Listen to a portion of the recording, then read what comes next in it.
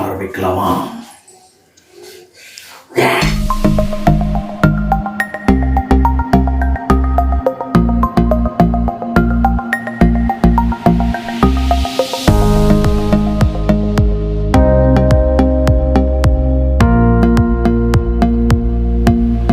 Chicken 65 மலைப்பூண்டு பாருங்கள், அதை வச்சு இஞ்சி பூண்டு பேஸ்ட் ரெடி பண்ண போகிறேன்.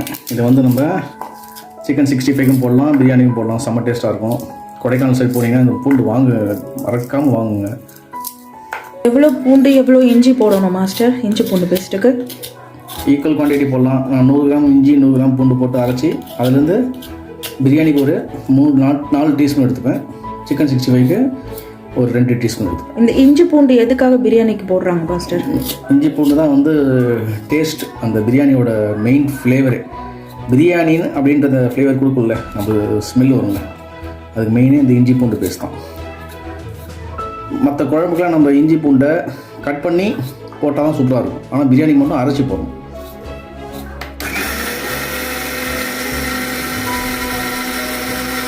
இதென்ன மாஸ்டர், இதென்ன பண்ணிருக்கீங்க? சிக்கன் 65 மேரினேட் பண்ணிட்டேன். இஞ்சி பூண்டு பேஸ்ட்டு, 1 டீஸ்பூன் மிளகாத்தூள், 2 டீஸ்பூன் தனியாத்தூள், உப்பு, அப்புறம் சும்மா 1 டீஸ்பூன் ஆயில் போட்டுட்டு ஒரு பேஸ்ட்டும் அந்த இது போட்டால் வரைக்கும் மிக்ஸ் பண்ணிக்கணும். Okay master. புதினா மல்லி அந்த ஹெர்ப்ஸ் போட்டால் தான் அந்த பிரியாணியோட ஒரு ஃப்ராக்னன்ஸே வந்து எடுத்து கொடுக்கும். மெயினாக அந்த புதினாவோட ஸ்மெல்லு அந்த ரைஸுக்கு மெயினாக ஒரு ஃப்ளேவர் கொடுக்கும். ஒரு 4 பச்சை மிளகா போதும். நம்ம காரத்துக்கு பச்சை மிளகா மிளகாத்தூள் தான். ஒரு தக்காளி போதும். 1/2 kg தான் நம்ம ரைஸு, அதனால் 1/2 kg ரைஸ் 1/2 kg சிக்கன் தான். ஒரு தக்காளி இல்லை என்ன கட் பண்ணிக்குவோம். அப்புறம் வந்து தக்காளி நல்லா குக் ஆகும் பிரியாணியில். சரிங்களா, இதுமாதிரி கட் பண்ணிக்குவோம். ஓகே, வெங்காயம் மாதிரி மெலிசாக கட் பண்ணிக்கோங்க.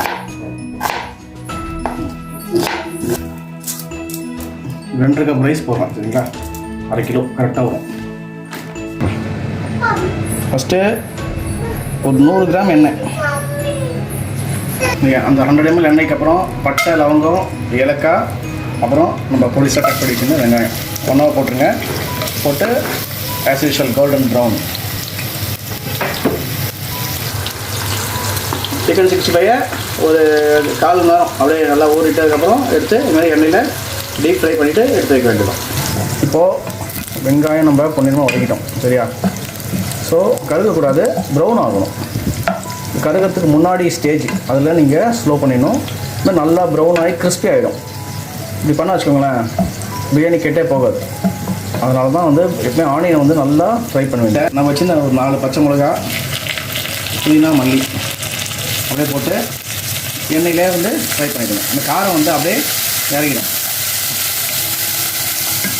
இப்போது அது பாருங்கள், அது போட்டு நல்லா சுருங்கிடுச்சுல. இந்த ஸ்டேஜில் நான் எவ்வளோ சொன்னேன்? 4 டீஸ்பூன் சொன்னேன். 4 டீஸ்பூன் இஞ்சி பூண்டு பேஸ்ட். ஆமாம். ஸோ பச்சை ஸ்மெல் போகிற வரைக்கும் நல்லா வதக்கிட்டே இருக்கும். இஞ்சி பூண்டு பேஸ்ட் நல்லா வதங்கி இந்த பச்சை ஸ்மெல் போயிடுச்சு பாருங்கள். இந்த ஸ்டேஜில் தேவையான மிளகாய்த்தூள் ரொம்ப கம்மியாக போட்டால் போதும். இவ்வளோ தான் போடணும். சின்ன டீஸ்பூனில் ஒரு 1.5 டீஸ்பூன் அவ்வளோதான். அது கலருக்காக தான். அதுவும் எண்ணெயிலே பாருங்கள் நல்லா அதையும் நல்லா வதக்கணும். சரிங்களா, கீழே வந்து நம்ம ஒரு பேஸ் வந்து மிளகாத்தூள் வந்து வதக்கிட்டுருக்கோம். எப்பவுமே பில்டிங் ஸ்ட்ராங்கு பேஸ்மெண்ட் வீக்குன்னு இருக்கக்கூடாது. பேஸ்மெண்ட்டு தான் நல்லா ஸ்ட்ராங்காக இருக்கும். சரிங்களா, அப்போ அந்த பில்டிங் சூப்பராக வரும், அப்போ தான் பிரியாணியும் சூப்பராக வரும். மிளகாத்தூள் போட்டு பாருங்கள், இந்த கலர் சூப்பராக வந்து அந்த ஃபுல் இதில் வந்து லைட்டாக அடி பிடிச்சிருக்குல்ல, அதில் கவலைப்படாதீங்க. நம்ம இப்போ இப்படி தக்காளி எடுத்து தள்ளுவோம். அது தள்ளும் போது என்ன ஆகும், அதில் ஈரப்பதம் அந்த அடி பிடிச்ச எல்லாத்தையும் எடுத்துரும். இந்த தக்காளி வந்து ஒரு புளிப்பு டேஸ்ட் கொடுக்குமா? ஆமாம், பிரியாணிக்கு புளிப்பு டேஸ்ட்டு தான் தக்காளியை போடுறது. தக்காளியும் தயிரும் புளிப்பு டேஸ்ட்டு. மாஸ்டர் போட போகிறீங்க இப்போது தயிர். தக்காளி பார்த்தீங்களா வதங்கிச்சா? ஸோ தயிர் வந்து சும்மா ஒரு 3 டீஸ்பூன் போடும். ஏன்னா தக்காளி நம்ம போட்டுக்கோங்களா, அதனால் தயிர் ஒரு 3 டீஸ்பூன், சின்ன டீஸ்பூன் ஒரு 3 டீஸ்பூன் இப்படி போட்டுக்கோங்க. போட்டு அது வதக்கிக்கோங்க. அந்த பேலன்ஸ் அடிப்பொடி எல்லாமே வெளில வந்துடும். ஒரு எப்படி சொல்கிறது, நல்ல ஒரு தொக்கு பதம் வந்துடும். ஸோ 2.5 கப் அரிசி போட்டோம்ல, அதுக்கு 3.5 கப் தண்ணி ஊற்றணும். 1க்கு 1.5 ஆக்சுவலாக கணக்கு. சரிங்களா, ஒன்று ஊற்றிட்டோம், 2 ஊற்றிட்டோம். பாஸ்மதி ரைஸ் எத்தனை மணி நேரம் ஊறணும் மாஸ்டர் இந்த பிரியாணிக்கு? 3 ஊற்றிட்டோம். பாஸ்மதி ரைஸ் 1/2 நேரம் ஊறினா போதும். 3 கப் ஊற்றிட்டேன். இப்போ 1/2 கப்பு. ஸோ 1/2 கப் ஊற்றிட்டேன். ஏதுமா எது தக்காளி இருக்குது, தயிர் இருக்குது. இப்போ இது கோல்ச்ச உடனே நான் சிக்கன் போடுவேன். சிக்கன்லேருந்து கொஞ்சம் தண்ணி வரும். ஸோ அந்த தண்ணி கரெக்டாக அந்த அரிசிக்கு மேட்ச் ஆகிடும். சரிங்களா? 1/2 நேரம் ஊற வச்சுருக்கோம், அது போதும். விஷயம் நம்ம உப்பு இன்னும் போடல. ஸோ உப்பு வந்து சால்ட்டு தான் போடுறேன், அரிசிக்கு சேர்த்து போடுறேன். சரிங்களா? ஸோ ஒரு 2 டீஸ்பூன் உப்பு, 2 கை உப்பு. சரிங்களா? போட்டுட்டு உப்பு ஒரு 2 நிமிஷம், ஒரு கொதி வந்து 2 நிமிஷம் கழிச்சு உப்பு செக் பண்ணுங்கள். கரெக்டாக இருந்ததுன்னா சிக்கன் போட்டு அதுக்கப்புறம் ஒரு 5 நிமிஷம் நம்ம கொதிக்க விடுவோம். நல்லா கொதி வரதில்ல. இந்த ஸ்டேஜில் நம்ம 1/2 kg சிக்கன் அது பிரியாணிக்குன்னு நீங்கள் இப்போ கேட்டிங்கன்னா கட் பண்ணி தருவாங்க, அதுக்கு எதிராக போட்டுக்கோங்க. இதை அப்படியே மூடி வச்சுட்டு ஒரு 5 நிமிஷம் மூடி வச்சுருங்க. நல்லா சிக்கன் வந்து ஒரு 60% வெந்துடும்.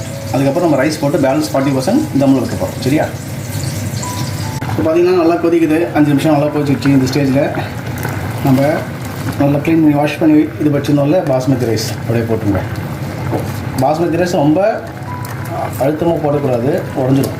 நம்ம ரைஸில் எப்பவுமே பிரியாணிக்கு எப்பவுமே ரைஸ் வந்து நீட்டாக வரணும். அதான் வந்து பிரியாணியோட டெக்ஸ்சர். பாருங்கள், அரிசி போட்டு நல்லா கொதிக்கிட்டோம். அரிசியும் தண்ணியும் ஈக்குவலாக வரும். அந்த ஸ்டேஜில் நம்ம அலுமினியம் ஃபாயில் மேலே போட்டு மூடி வச்சுட்டு ஸ்லோவாக வச்சுட்டு ஒரு 1/2 மணி நேரம் தம் போட்டுருவோம். நல்லா கொதிக்கிட்டு பாருங்கள், தண்ணி நல்லா சுண்டிட்டு வருது. சரிங்களா? இன்னும் ஒரே ஒரு கொதி. அந்த கொதியில் தண்ணி வந்து இன்னும் சுண்டிடும். அப்புறம் நம்ம தம் போட்டுக்கலாம். ஃப்ரெண்ட்ஸ், இப்போது தண்ணியும் அரிசியும் ஒரே ஸ்டேஜில் வந்துடுச்சு. மேலே வந்து அலுமினியம் ஃபாயில் போட்டுட்டு அந்த மேலே வச்சு நல்லா டைட்டாக மூடிடுங்க. அப்போது வந்து ஸ்டீம் வெளிலே போகும். சரியா? அப்படியே ஒரு 1/2 hour நல்லா ஸ்லோவாக வச்சுட்டு ஒரு 1/2 hour அப்படியே விட்டுருங்க.